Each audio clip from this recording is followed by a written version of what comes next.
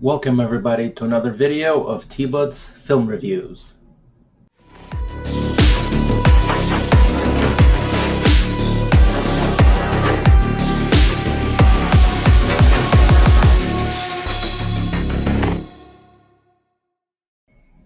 In this video, I will be reviewing Don't Breathe 2.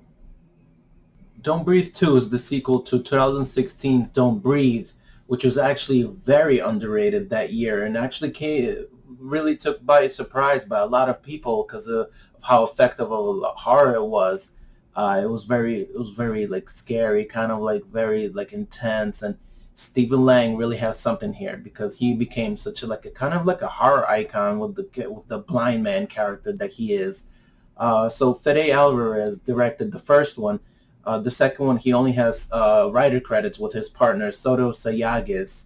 Rodo Sayagues. He's the director of the second one, the sequel, and I believe he still retains some of the intense factors that were in the first one. And the gore factor really was elevated to like a really high degree in the second one because it was way more violent than the first one.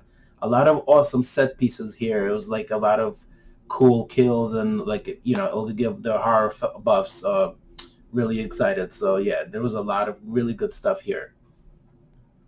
I can honestly say the sequel is perhaps maybe as good as the first one, but not quite better, because I know from the first one, Jane Levy was just such an awesome actress to to root on and like to root for, to succeed and beat the living shit out of the blind man. But the second one was missing something. Like the actress Madelyn, she was good, but yeah, and she was also like the hero of the story. But I don't think it was as strong as Jane Levy's character perhaps was in the first one. It didn't give that wow factor, that powerful factor of the hero of the story from the first one.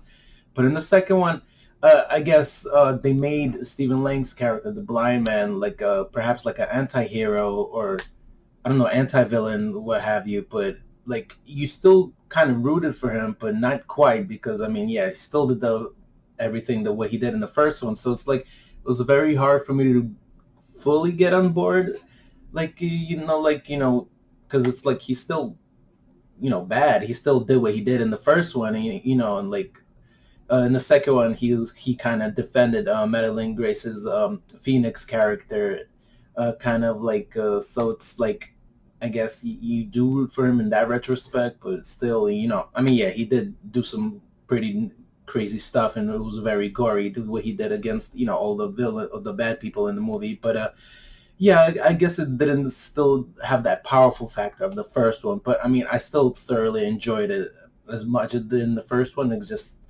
but yeah, it didn't have the things that I talked about in the first one to make it completely better. But it was a very good sequel, and it was very effective for me.